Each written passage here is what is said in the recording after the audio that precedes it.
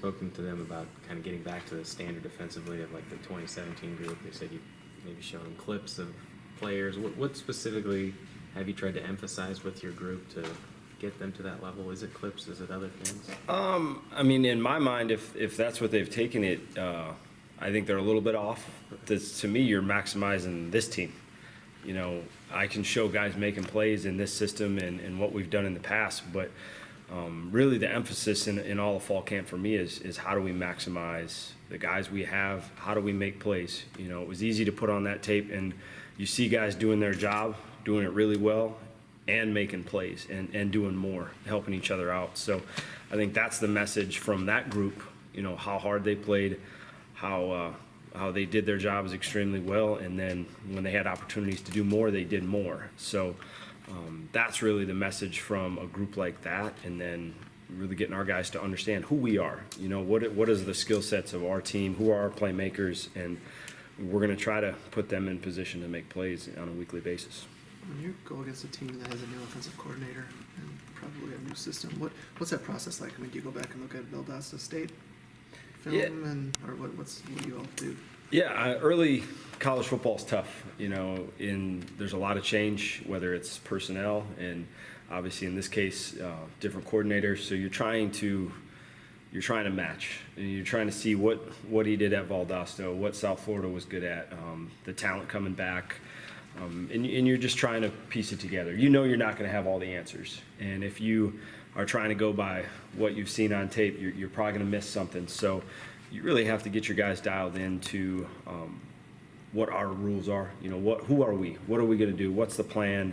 And what are your adjustments? Because more than likely something is going to show up that you haven't prepared for. You have to be able to make adjustments early in the season because there's not a whole lot of tape, you know, and obviously none from the 2019 season. So it's just getting your guys prepared for hopefully more than they can throw at you and seeing what they can handle.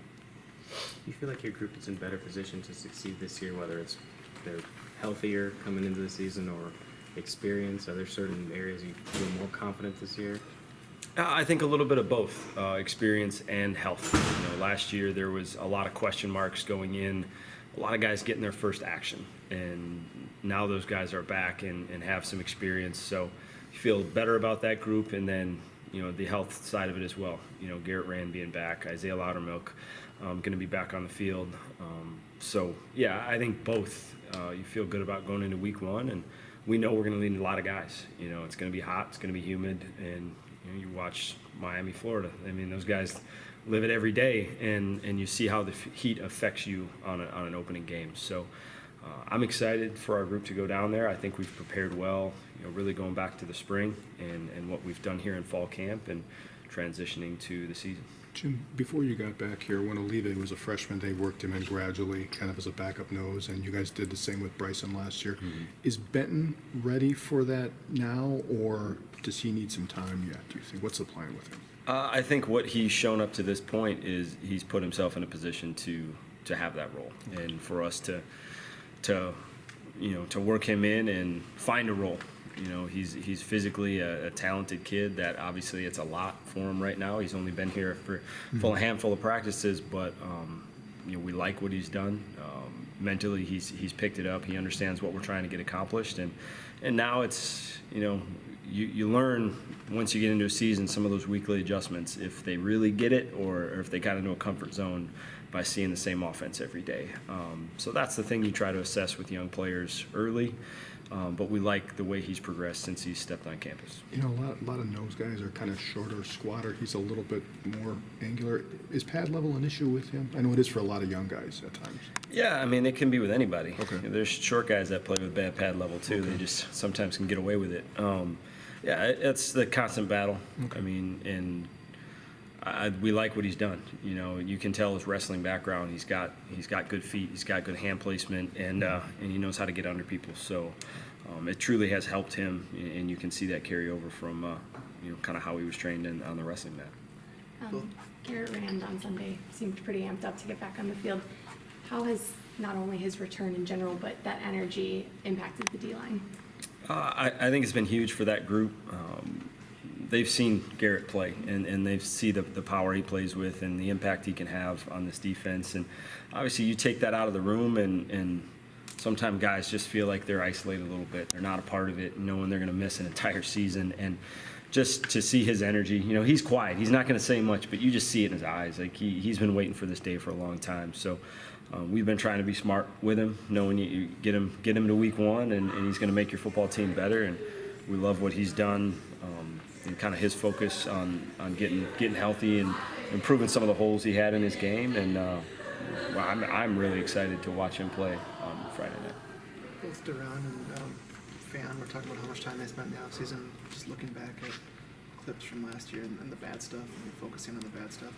Are you happy with kind of the way they've attacked that? And yes, there were growing pains, but do you feel pretty confident that they've learned from those growing pains? That's the goal. Anytime you take youth and inexperience and all of a sudden you get playing time, you got to grow from it. You got to learn from it. And I think they've taken the approach of they saw where they were last year and know that that's not where they want to be this year. And it gets you excited as a coach because you see the drive, you see the hunger. They want to learn the game more. They realize at times they were just kind of playing and trying to get through. And you get excited for coaches when you see players take that attitude of growth and just trying to take the next step. And that's why we like them being on the field for us. And they're becoming good leaders, I think, in our room, and because of that attitude and because of how they've looked back from last year, and they're hungry to turn the page and show kind of the new version of who they are. Along those lines, Caesar and Rashad are guys that are in the 2D but started a lot last year.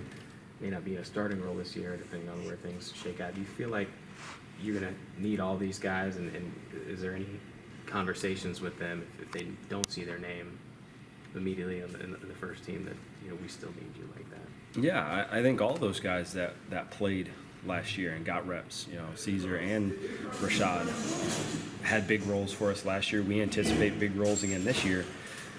When you have everybody available, those roles will differ week to week. Last year the issue was who was available. So try to keep those guys from getting frustrated.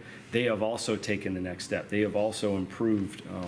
We like where the group is at as a whole, and we think the competition of that group has really helped them elevate their games, and we're going to need them all this season. There's no question about it with the style of offenses we play, the tempo you see, and just some days guys have it, and some guys you just feel a little bit off. So you always have to prepare, and you hope that with the experience of last year and how at times you seem like they got thrown into the fire a little bit, you hope they grow from that and prepare the way that you expect them to, like their start.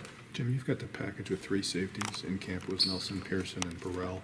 In order for that package to work, what must they be able to do for you in that package, whether it's run, pass, or both? Well, Reggie we see as a guy that he's got a lot of talent. Very physical, but he moves extremely well and can cover guys. So we're just playing around with a lot of different combinations of guys, whether you're having 3 corners and 2 safeties, 3 safeties, 2 corners. Madison Cone, another guy that we repped at safety.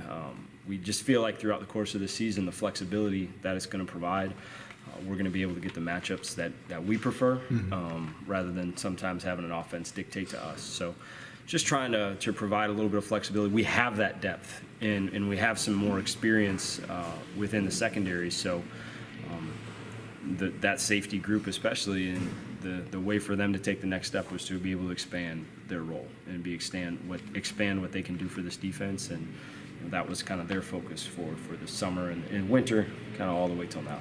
With Jack Sanborn, has his chemistry with Chris Orr improved throughout the course of fall camp, and are you happy with how he's progressed to the point, to the start of the season? Yeah, I think we're confident in Jack. He got, even though it was a limited role last year, him being able to get snaps on defense and what he did on special teams, really understands the speed of the game. I think he's sometimes you forget how young he is. He's a very mature kid that handles himself very well. So you do have to sometimes remind yourself that he's young and he hasn't seen everything like some of the linebackers we've had in the past. But I like the way him and Chris work together. Obviously, Chris is very vocal, which I think helps him at times. But excited to see what he can do. You know, obviously there's a little bit of unknown, but we feel confident with what we saw last year and kind of with him taking that experience into the offseason and into fall camp as well. Trying with South Florida, obviously not the great unknown is what exactly they're going to do, but when you look at them from a personnel standpoint, what stood out from last year? I think the thing that you know about them, they're going to have talented skill. They're athletic, they're competitive, they can run. You know, flexibility with receiver, you know, forward going into the slot. We know they're going to find ways to get him the football. You know, being a former running back, tailbacks run extremely hard. Tight end is very talented. And obviously they got the trigger man. The quarterback can throw it all over the place. So, you know, we know from a skill standpoint, they're going to be able to spread the field and they're going to be able to create one-on-one matchups that you have to win. And you know, going into week one, the big emphasis is always tackling, right? Tackling and attacking the football. You know, you see it all over the country is the teams that play sound football, the teams that tackle well, and the teams that can create turnovers. You know, obviously you set yourself up very well early in the season. So, you know, that's who we are. That's what we preach. But you see it around the country, just how that's so valued early in a season when teams are a little bit rusty and there is a little bit of unknown as far as your game plan goes. So just getting our guys to calm down and focus and fly to the football and make plays and attack the ball. Is that a challenge too, because you don't do a ton of live tackling in camp, right? I mean, you probably, as a defensive coordinator, you probably want to do more, but there's the injury. No, I question. don't. No, I think everybody, that's the fine line, right? You're trying to find out what's the right amount of reps, what's the right amount of tackling, and you know, college football is different than it was in the past as far as how much you're hitting and how much you're going live. But I think Coach Chris has a great plan. You know, I don't feel like we short ourselves on tackling or, you know, fitting up the ball. And so I like where we're at this point in camp. And obviously that has to translate to live football on Saturdays or on Friday in this case.